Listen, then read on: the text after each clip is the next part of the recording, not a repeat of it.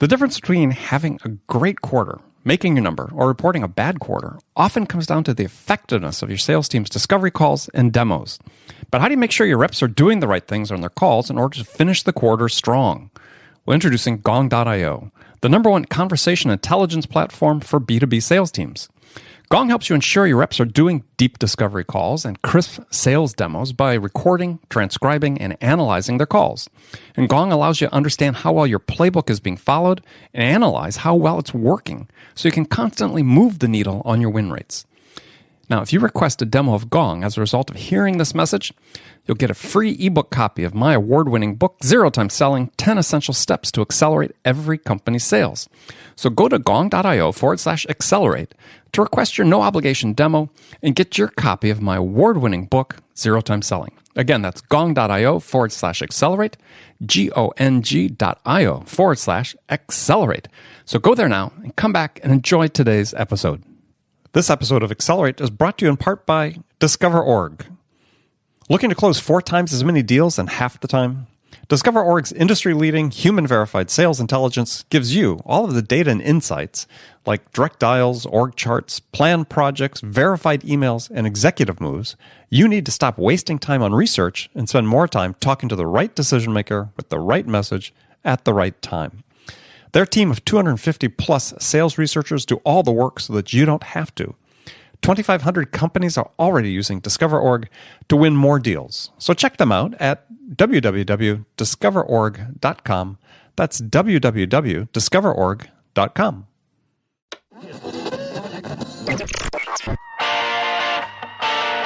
It's time to accelerate. Hey friends, this is Andy. Welcome to episode 528 of Accelerate, the sales podcast of record, where I hold in-depth conversations with today's leading experts in sales, marketing, and leadership 6 days a week.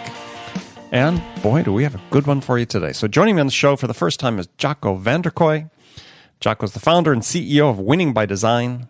And Winning by Design helps customers to design, build, and scale their sales efforts. And he's author of an excellent book titled Blueprints for a SaaS Sales Organization, How to Design, Build, and Scale a Customer-Centric Sales Organization.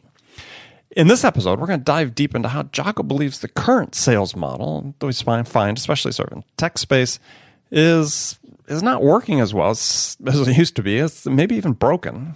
And he's going to dive into what we need to do to fix it to make sure that companies can thrive in an increasingly competitive environment. If you'd like to see the show notes for this episode, go to andypaul.com/528. There we provide a time-stamped breakdown of this and all episodes and conversations on Accelerate. Now, in case you missed it at the beginning of the show, this episode is brought to you by 2 sponsors. First, I'm pleased to welcome a new partner to Accelerate, Discover.org. Discover.org's industry-leading human-verified sales intelligence gives you all the data and insights you need to stop wasting time on research and spending more time talking to the right decision-maker with the right message at the right time. Make sure you visit them at discoverorg.com. Also, today's episode is brought to you in part by Gong.io. Gong is a great coaching tool to help managers boost rep productivity by quickly analyzing your sales team's calls and demos. Check it out at gong.io/accelerate. And if you do that today, you get a free PDF copy of my award-winning book, Zero Time Selling. So let's jump right into it. Jacco vanderKooij, welcome to Accelerate. Thank you for having me. Yeah, it's an honor to have you on the show. So a question I start all the interviews with is, in your mind, what's the single biggest challenge facing sales reps today? Well, for me, what I see at the current given point in time is that the biggest challenge is that they are unable to execute a proper sales process. They are unable to execute any given step and create the same result over and over again. Primarily for most sales professionals, it's still artistry. No, okay, so 2 questions that come out of that. One is they're unable to execute it consistently because of why? So that's question 1. And what's question 2? Well, the question would be about artistry. I couldn't tell whether you were saying that was good or bad. It depends, and so I'll explain it a little bit. First, sure. I saw in one of your previous episodes there was the 20-80 rule discussed, and Andy, perhaps you can indulge. What does the 20-80 rule stand for? Well, in the case of this particular guest, you were saying that 80% of your performance, your revenue, whatever, is going to come from 20% of the activities that you do. Great. And that 20/80 rule has generally prevailed in B2B sales for the past decade. 20% of your top performers generate 80% of the revenue, right? Mm-hmm. This is a common practice. However, what we see in SaaS is that due to the lowering of the average contract value, to no longer are we closing millions of dollars of deals, but we are now closing thousands of dollars of deals. Right. SaaS by itself has become immune to rainmakers. That means if 20% of the people generate 80% of the revenue, what does the remaining 80% generate, Andy? Yeah, 20%, right? 20%, right? Exactly. So now, what we see today is that 80%, because we are SaaS, because we are Rainmaker immune, that remaining 80%, in order for an sales organization to perform, now need to produce 80%. So instead of generating 20%, they now need to generate 80%. And that's the reason why many of the sales organizations starts to fail. Got it. Now, as this comes back to process, how do you make average performers over and over repeat within an admirable result that can be repeated again and again? As you know from your athletic background, as we know how the military does this, how hospital industry does this, you have to implement the process. And so that is where the weakness sits in many of today's sales organizations. Okay. But one of the things that we see in the SaaS business, and also, we're going to talk about this as one of the topics I want to get into with you, is that the process, there's no shortage of process, certainly in SaaS business. There's certainly no shortage of process. So it's the wrong process with the wrong intention. Both are, I wouldn't agree with the first one, saying there's a shortage of process, like there's no shortage of process. I think there is.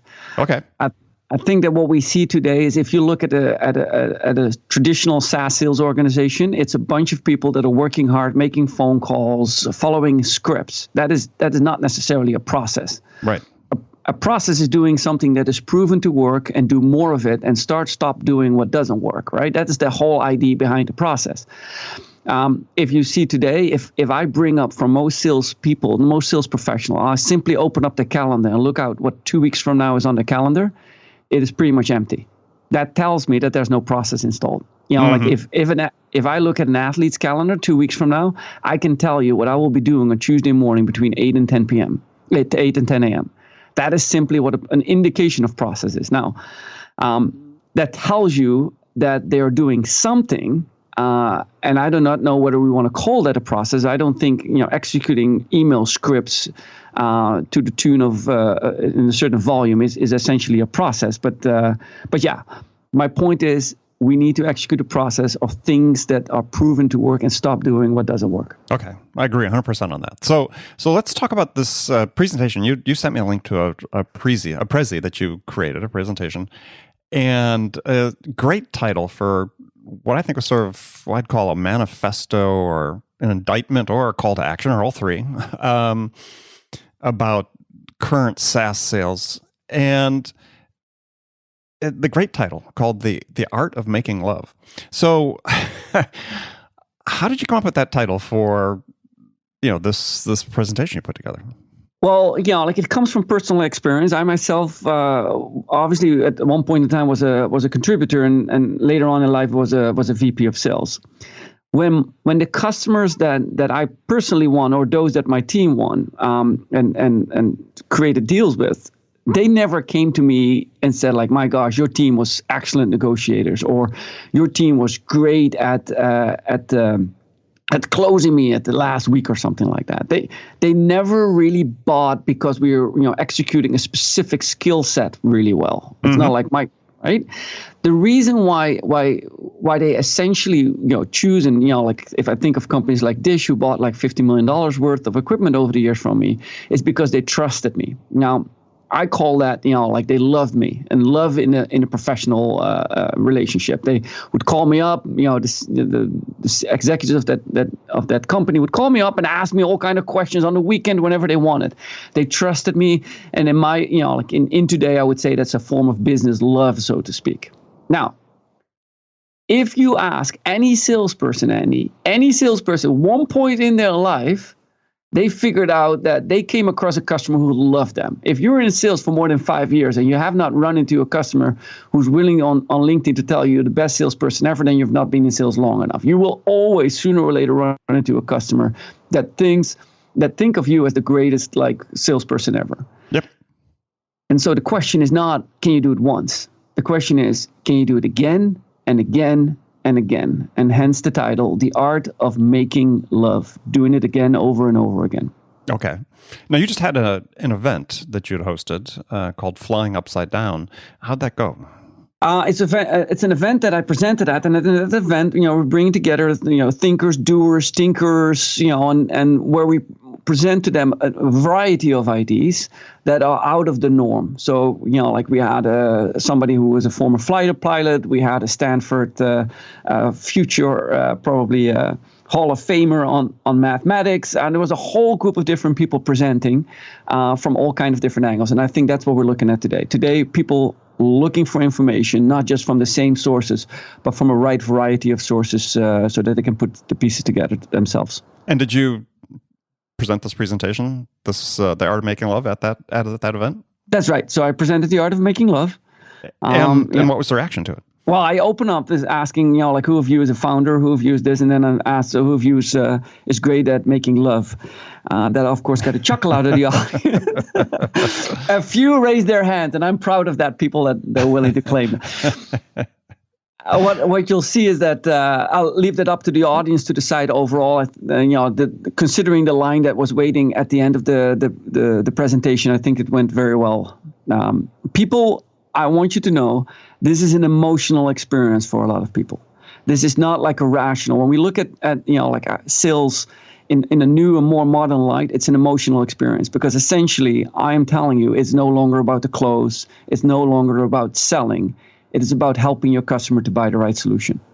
Well, right. And sort of more fundamentally, what you're saying in this presentation, I'll share the link with it with the audience, is that, hey, this, what we consider the sort of great leading edge sales model, SaaS sales model, which is benefiting from this infusion of all this technology and so on, is you're basically saying, look, it's failing.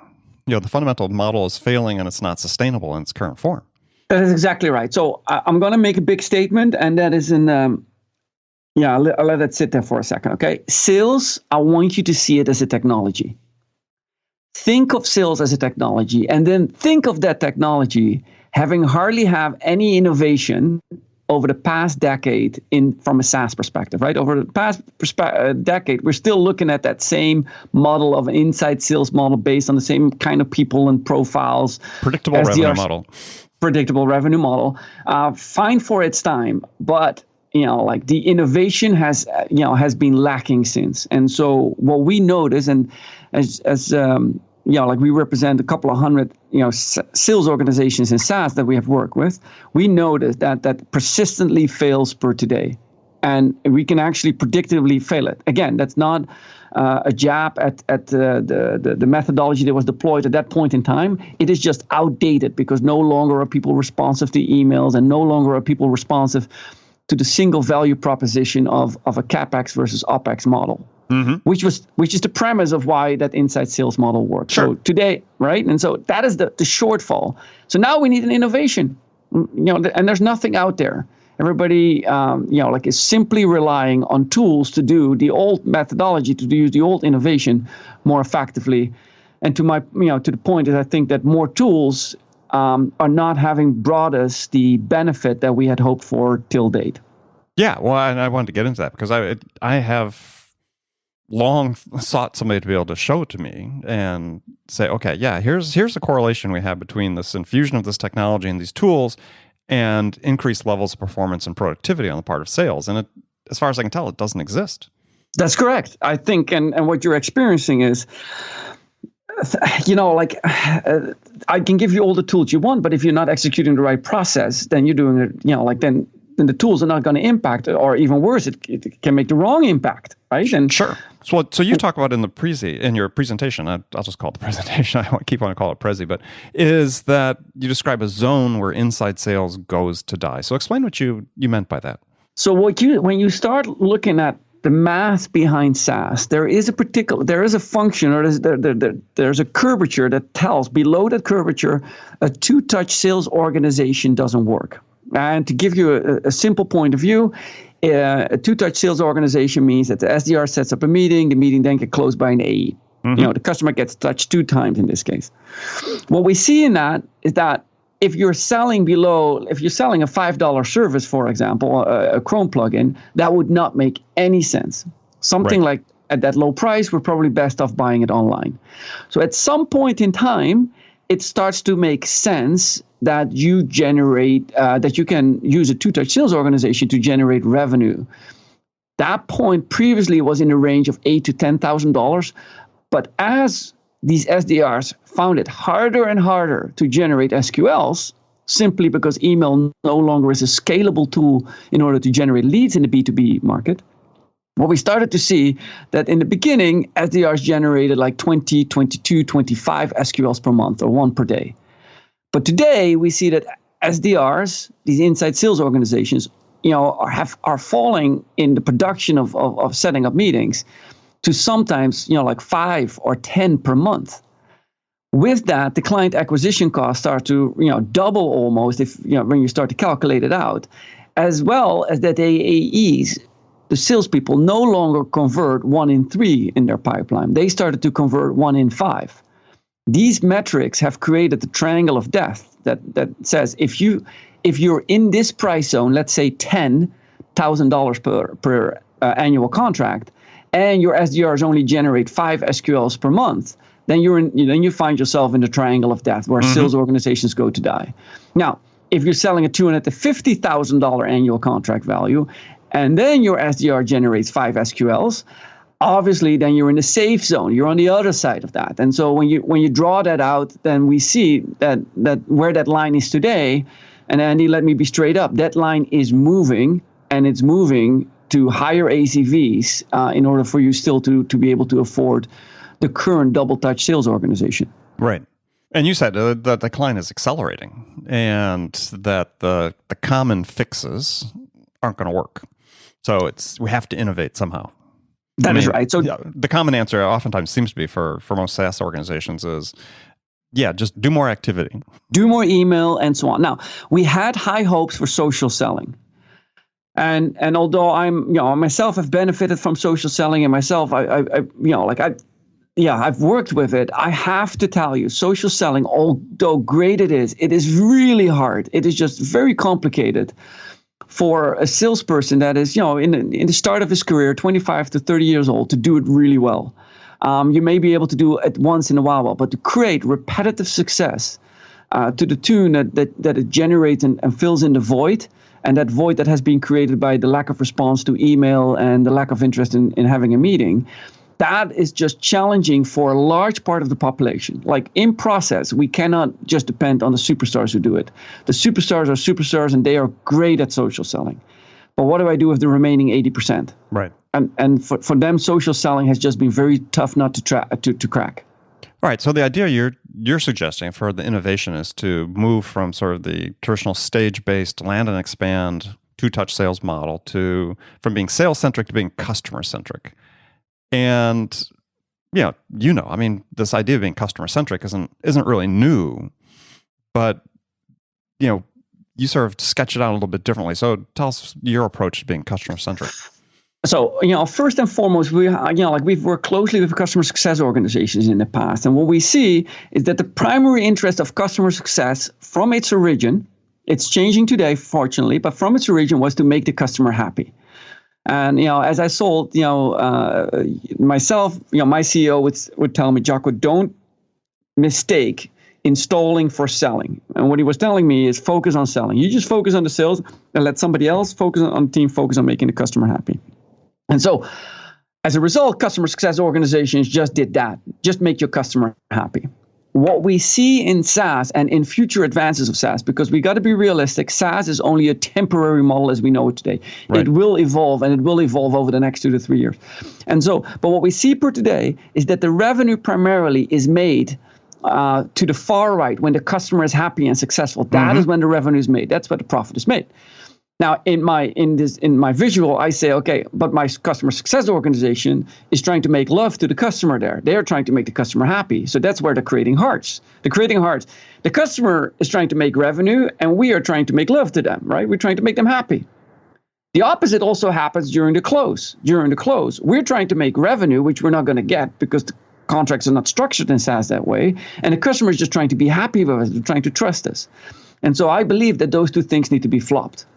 And my first gut reaction on that is that means that sales organizations, of course, they need to have an interest in securing financial interest such as a contract. Right. But mind you, I'm trying to win the game, not scoring a goal. Scoring a goal is part of winning the game. And similarly, you're making a customer happy, and winning a contract is that. Now, the key piece here, absolute key piece, is that we're doing this today. But we're doing this with a mindset that is very outdated. We still call pitching. We still call it closing. We still write down on the contract, did you close a contract? There's no closing. There's no closing in SaaS. There's committing. It's a mutual commitment to the future. So it's a commitment. There's no close.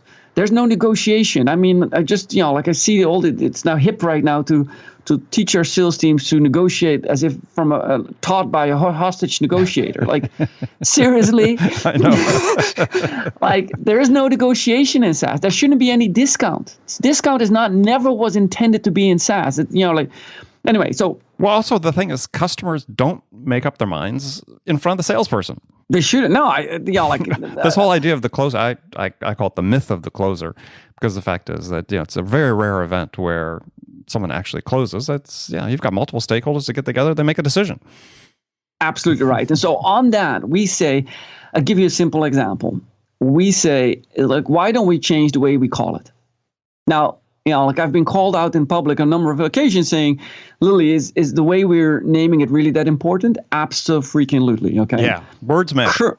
Words do matter. Yes. Matter, right? And so I'll give you a practical example. For those of you who enjoy account-based marketing, it is called spear phishing. Great. Who is the fisherman? That's the account-based marketing operator, right? Okay. And so what is the process of fishing? Oh, we're going to use a technique. We're going to target a specific fish. Who's the fish? Oh, that's the customer. What happens to the customer? Sushi. That is what happens to the customer, right? So I go look, what we call it matters. It matters absolutely. And so I believe that we should stop calling it negotiation. We should stop handing out books about how to negotiate as if you're a hostage negotiator. We should call it what it is. You're trading. And trading as in, hey, I give you something in return. Trading does not devalue your product. Trading, you exchange value of product. Trading means that you got to have a list of trading items ready. Which items are you gonna trade with the customer, right? Trading is way more customer centric. What you call it does matter. Yeah, well, I mean, I talk about this in my most recent book, Amp Up Your Sales, is that at the heart of sales, there's a trade that happens, and the trade is. This is an explicit bargain. The customer says, I'm going to give you some of my time. What are you going to give me in return? That is exactly right. And if there's no ROI for the customer, you stop getting their time. That is exactly right. And so we believe, this is the core, as we start thinking about sales as an innovation, thinking about, how, what is the innovation we need? I think that what we see that SaaS arguably is leading the world in innovation in sales. And that what you'll see in the model is built towards customer success. And in that, we need to learn and we need to flip those two activities. We need to stop thinking about closing a customer in sales and then making them happy in customer success. We need to start thinking about maybe we should make them happy in sales and we should start closing more business in the customer success function. If you flip those two, then we need a process for that in order to implement that. And in that process, we need to make sure that we name it the right things so that we're not, degrading customers with the way how we treat them in the words that we use to reflect the activities that we induce on them. Right. I mean, as you talk about in the presentation, I talk about in what I write, it's about serving the customer. And sales is basically about service. I mean, I have a quote I took from Jeff Bezos' interview he did in the Harvard Business Review where he said, "We don't make money when we sell things. We make money when we help customers make purchase decisions." And it's that change in orientation, that change in perspective is hugely significant.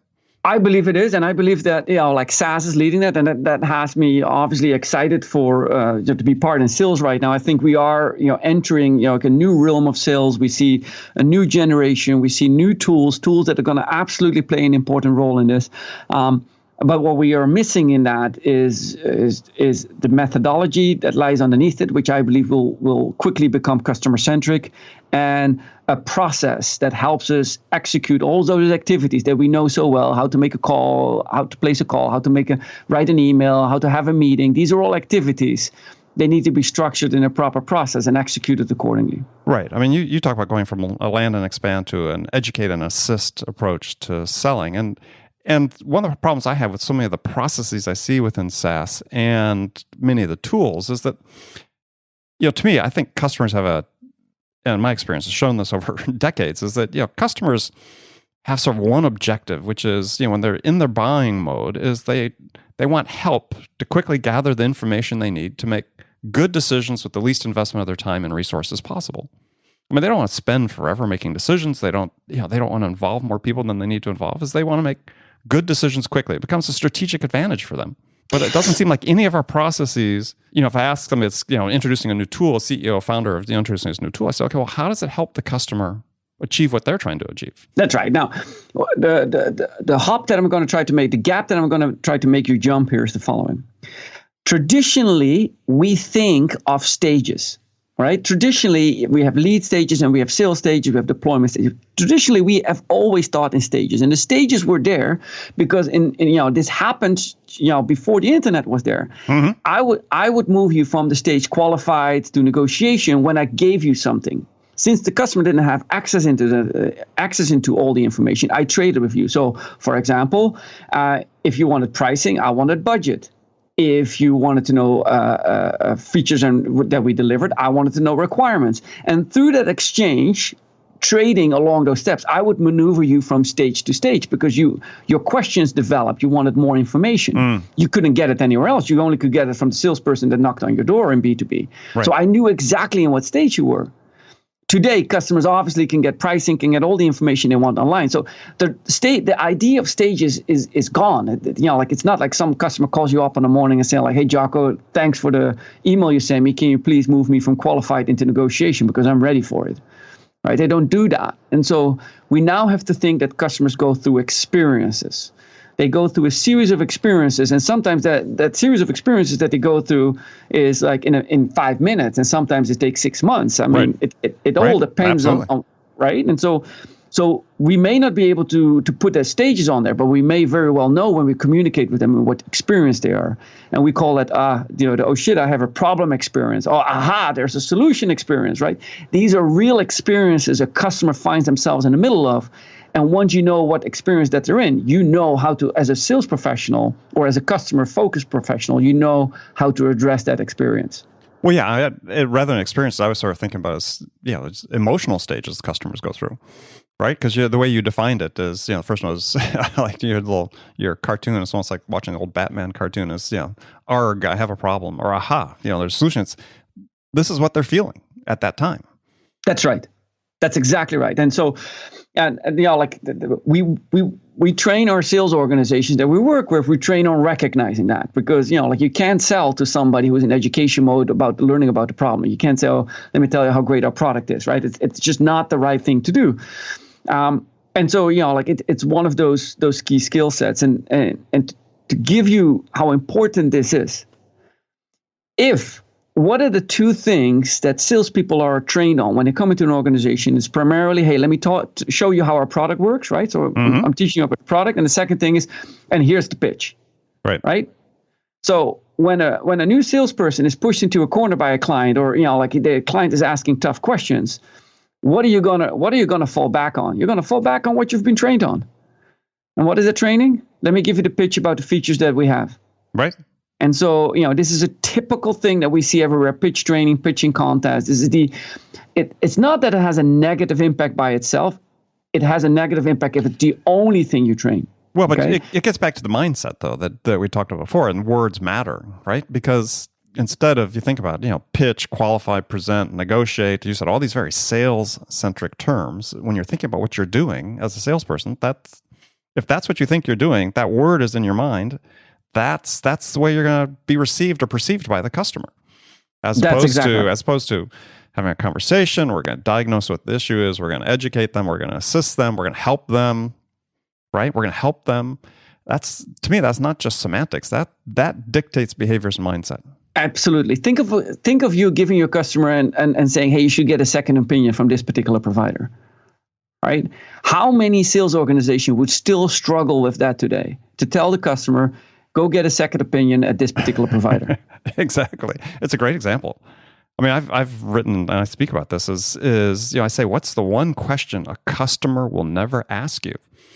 And it always sort of stumps the audience. And I said, here's an example. So, a customer is never going to call you up. Let's say you're a sales manager.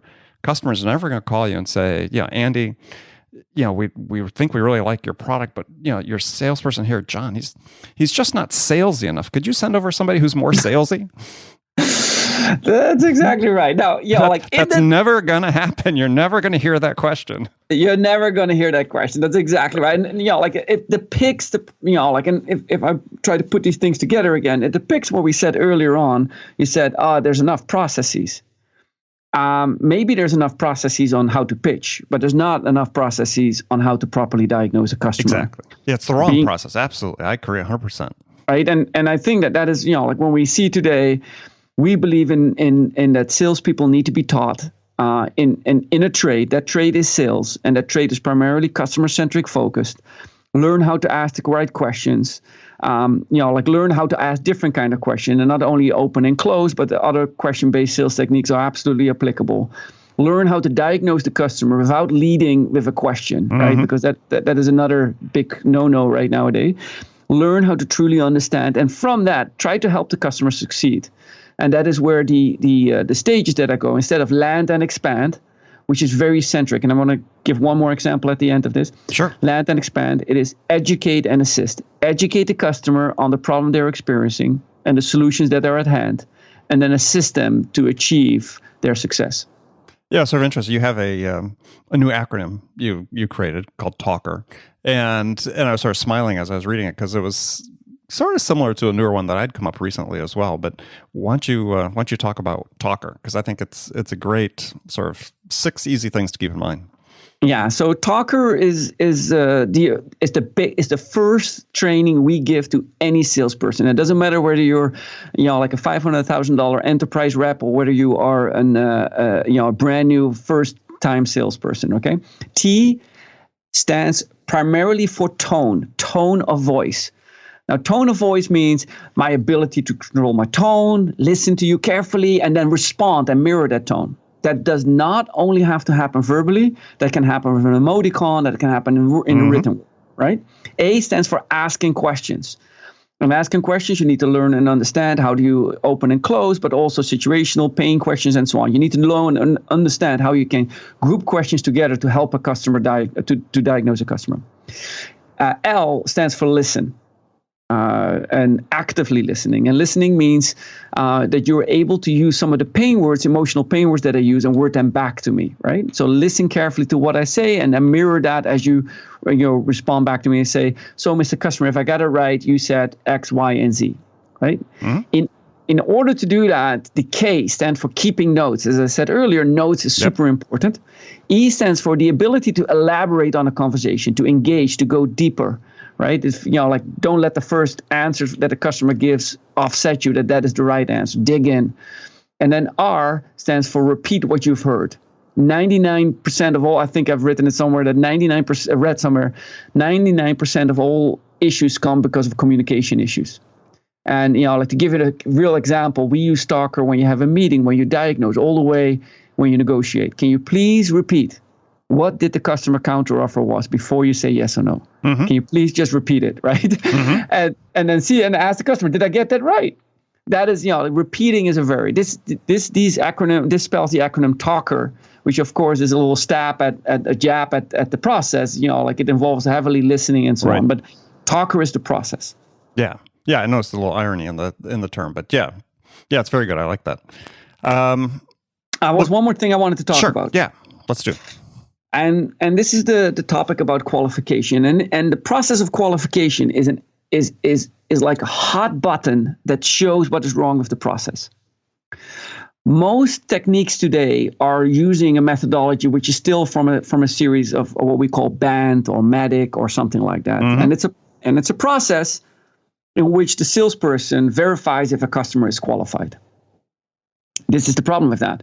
I like similar to you when I teach groups, I ask them to qualify me, and I'm a gullible customer, and I give them exactly, okay, I have a budget, I'm the decision maker, I absolutely must have this by June 1st, because if I'm not, my platform won't launch or something like that. And then I show the following: who got the value out of this qualification process? Who got all the value? The salesperson. And what did the customer get out of it? When you were qualifying me, what did I get out of this as a customer? Nothing. And that is wrong with this process. And that is what we got to realize. That tells us we are up for new innovation. What we see is today, BANT only applies to one moment in time, very very much present in the sales process, in that early stage of qualification.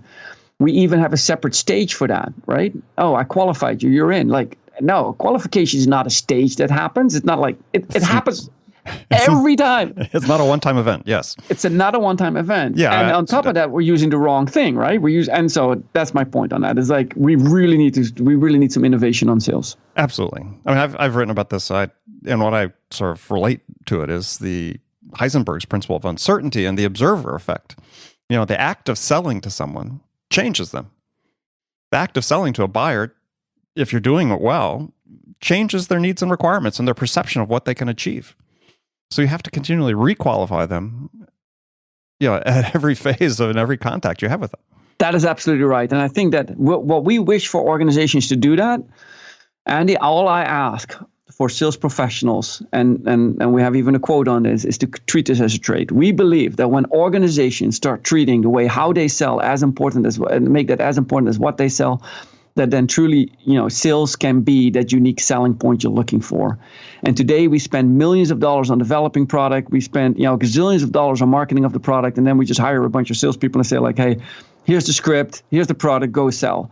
That is just not like as I pointed out in the Prezi, we know what the outcome of that looks like. Dozens and dozens of salespeople in an organization failing, unpredictable revenue, like drama, people relocating their sales teams, to other parts of the country so they can get it cheaper, bringing in more tools. All these things are really failing to solve the real problem, which is get the proper methodology, then implement the right process, and then train your people to do it in a customer-centric way.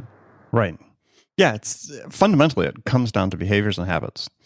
And as you said, you sort of outline them with your talker acronym. That's I've got an acronym, but if they can master those within the right process, then the odds of success go up fairly substantially. I think so, and I think that what we see right now is this is at the point in time that this is changing. And although we're in the midst of it, we may feel that it's going still too slow. Considering how long traditional sales was on the scene for, let's say 50 years, then the more inside sales came on the scene for 5 to 10 years, and we're right now ready for new innovation that's coming into sales. You and I are part of it.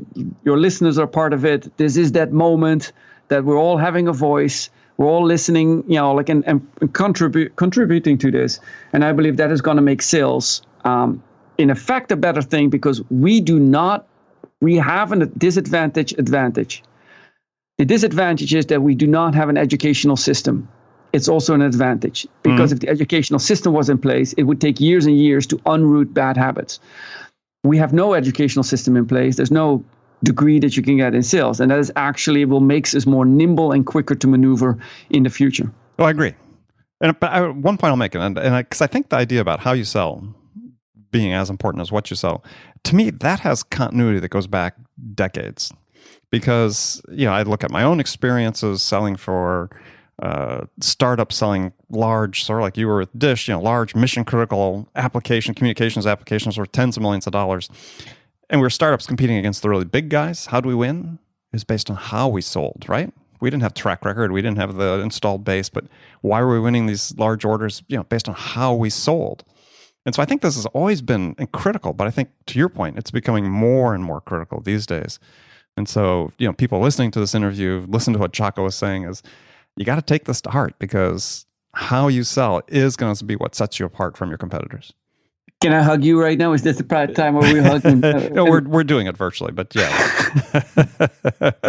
Well, Jacco, it's been fantastic talking with you. Really appreciate taking the time to join us today. So tell people how they can find out more about what you do and connect with you. Oh, obviously you can always look me up on LinkedIn. I know my name is hard to look up, so probably the best way to go is to our website, www.winningbydesign.com. It's winningbydesign.com. We have a worldwide organization. We help customers, from our Sydney office, from our Amsterdam office, and from Silicon Valley office. And so we're just happy to help our customers succeed. Excellent. Well, again, thanks for joining us. And friends, thank you for spending this time with me today. Make sure you come back again tomorrow for another great episode of Accelerate. Until then, appreciate if you get a chance, go to iTunes, wherever you listen to Accelerate. Subscribe if you haven't done so already. Leave us a review. We really want to hear what we can do to make this a more valuable experience for you. So thanks again for joining me. Until next time, this is Andy Paul. Good selling, everyone.